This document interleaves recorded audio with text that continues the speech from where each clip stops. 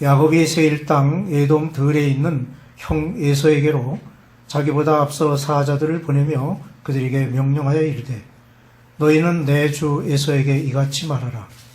주의 종 야곱이 이같이 말하기를 내가 라반과 함께 거류하며 지금까지 머물러 있어 싸우며 내게 소와 나귀와 양떼와 노비가 있으므로 사람을 보내어 내 주께 알리고 내 주께 은혜 받기를 원하나이다 하라 하였더니 사자들이 야곱에게 돌아와 이르되 우리가 주인의 형 에서에게 이른즉 그가 400명을 거느리고 주인을 만나려고 오도이다.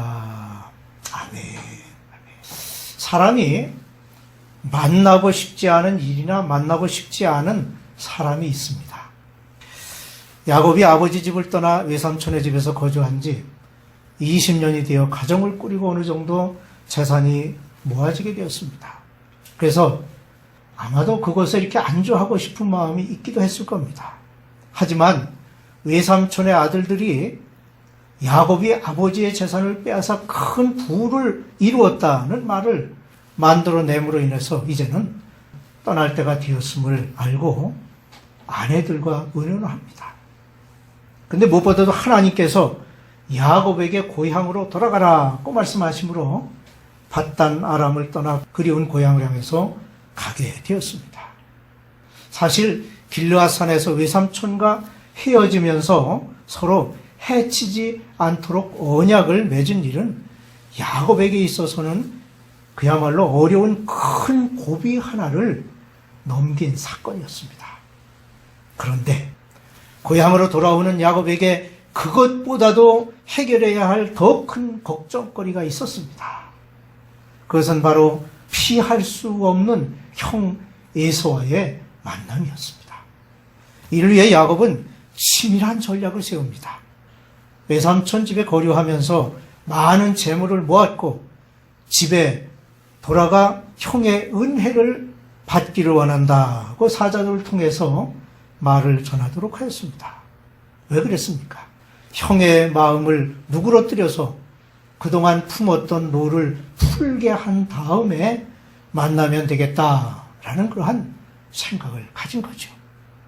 하지만 그의 1차 전략은 쓸모없게 되고 말았습니다.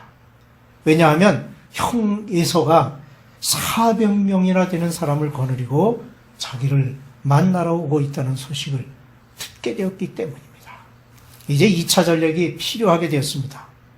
2차 전략은 하나님과 단판을 짓는 일이었습니다. 바로 기도였죠. 야곱은 이 기도를 통해서 이스라엘이라는 하나님과 겨루어 이겼다라고 하는 새로운 이름을 부여받게 됩니다. 밧단 아람에서 하나님께로부터 네 조상의 땅, 네 고향으로 돌아가라는 말씀을 들은 야곱은 이제 형 에서에게 자기가 돌아오고 있음을 알렸습니다. 이 소식을 들은 에서는 400명을 거느리고 야곱을 대면하기 위해 오고 있는 것이었습니다. 이 일은 야곱에게 두렵기 짝이 없는 일이었습니다. 이대로 형을 만나러 갈 수가 없었습니다. 그래서 야곱은 이렇게 시시각각 다가오는 위기의 순간을 맞이하며 그 위기의 순간에 대처하는 야곱의 새로운 전략, 그리고 그 전략을 실행하는 그런 이야기가 바로 오늘 내용에 있습니다. 야곱의 첫 번째 전략이 있습니다. 야곱이 첫 번째로 시도한 전략은 형 에서가 복수하려고 맞으러 온다는 생각 아래 자기의 소유물과 소와 양 등 모든 재물을 두 떼로 나누는 것이었습니다.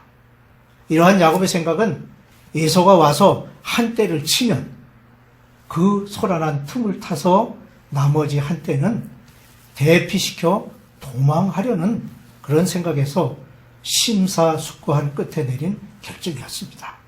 왜 이런 결정을 내렸을까요? 첫째, 이러한 야곱의 전략은 성경이 보여주고 있는 대로 에서가 400명을 거느리고 와서 장자의 축복을 빼앗긴 과거의 복수를 할까봐 두려웠기 때문입니다. 대다수의 사람들이 이런 마음을 갖게 되는데 그 이유는 사람이 자기가 행한 일에 대한 정당한 보응이 있게 마련인데 그것을 두려워하기 때문입니다. 둘째, 이 전략은 야곱이 에서를 대항할 능력이 없었기 때문입니다. 야곱은 타지에서 겨우 가정을 꾸리고 가까스로 모아들인 재물 이외에 자신을 지킬 만한 군사가 준비되어 있지 못했습니다. 반면에 에서는 자신과 재물을 지키기 위한 군사를 준비하고 있었던 것입니다. 무엇보다 에서 자신은 들사람으로 싸움에 아주 능한 사람이었습니다. 셋째, 야곱에게는 재산에 대한 남다른 애착심이 있었습니다. 20년 동안 외삼촌 라반의 온갖 야비한 행위 속에서도 하나님께서 지켜주신 재산이었기에 더욱 애착심을 가지고 있었던 것입니다. 에서와의 대면을 앞에 놓고 야곱은 이렇게 자기가 할 수 있는 준비에 만전을 기했던 것입니다. 이러한 야곱의 1차 전략은 그가 할 수 있는 최선의 일이었죠. 야곱의 두 번째 전략이 있습니다. 야곱은 자기 자신이 할 수 있는 모든 전략을 온갖 지혜를 짜내어 세운 후에 제2차 전략을 세웁니다.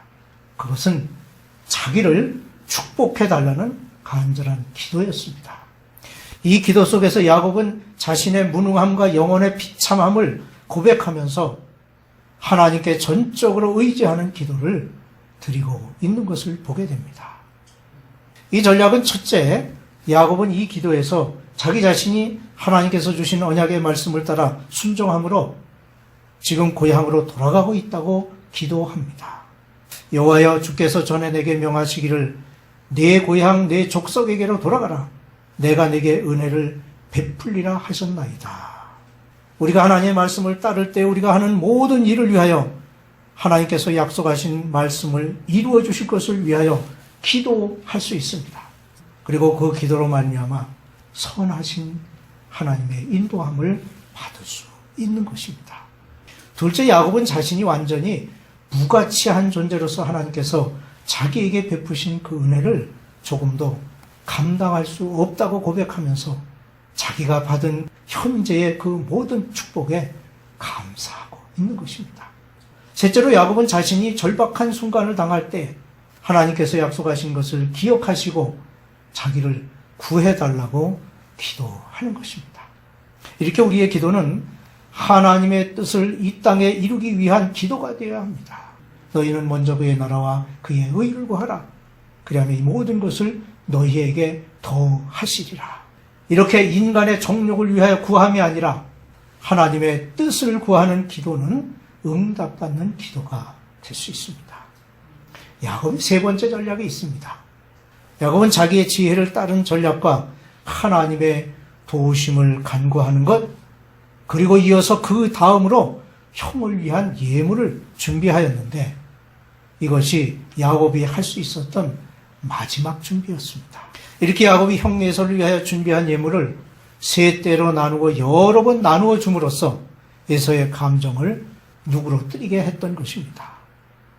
18절로 20절에 보게 되면 대답하기를 주의 종 야곱의 것이요 자기 주 에서에게로 보내는 예물이오며 예물도 우리 뒤에 있나이다 하라 하고 그 둘째와 셋째와 각 때를 따라가는 자에게 명령하여 이르되 너희는 에서를 만나거든 곧 이같이 그에게 말하고 또 너희는 말하기를 주의 종 야곱이 우리 뒤에 있다 하라 하니 이는 야곱이 말하기를 내가 내 앞에 보내는 예물로 형의 감정을 푼 후에 대면하면 형이 혹시 나를 받아주리라 함이었더라. 이와 같이 야곱은 자기의 어려움 앞에서 세 번씩이나 그 어려움을 극복하기 위하여 전략을 세워서 행했습니다. 이제 우리 또한 우리 인생의 행로에서 야곱과 같이 우리의 길목을 지키고 있는 것, 즉 자신이 행한 일에 대한 대가를 치름에 있어서 자신이 할 수 있는 모든 전략과 기도를 통하여 평안을 유지하는 삶을 살아가도록 노력해야 할 것입니다. 돼지 한 마리가 양떼 속에 섞여서 풀을 뜯고 있었습니다. 이때 양치기가 와서 돼지를 잡아 올리니 돼지가 소리를 지르며 반항을 하는 것이었습니다. 그때 이것을 본 양들이 우리는 양치기가 우리를 항상 잡아 올리지만 울음소리를 내지 않는다고 말하면서 돼지를 보고 비웃었습니다. 그러자 돼지가 말합니다. 너희를 잡아 올리는 것은 털이나 젖 때문이지만 나를 잡는 것은 고기 때문이 아니냐. 생명이 끝나는데 어찌 울지 않겠느냐 라고 말했다고 하는 것입니다. 이 양들과 같이 우리는 이웃이 당하는 어려움을 그렇게 절실히 느끼는 경우가 많지 않다고 하는 것입니다. 야곱은 비록 자기가 장자의 축복을 받은 축복의 후사요, 많은 가축과 재물을 소유하게 되었지만 힘을 가지고 있었고 자기에 대한 분노를 품고 있는 형 에서를 업신여길 수가 없었습니다. 오히려 그를 자기의 주로 표현할 만큼 자신을 낮추지 않을 수 없었습니다. 이와 같이 우리 또한 믿지 않는 형제나 이웃을 함부로 대하거나 업신여기지 말고 오히려 사랑과 겸손으로 대하면서 형제와 이웃으로서의 본분을 다하기 위해서 우리는 최선을 다해야 할 줄로 믿는 것입니다.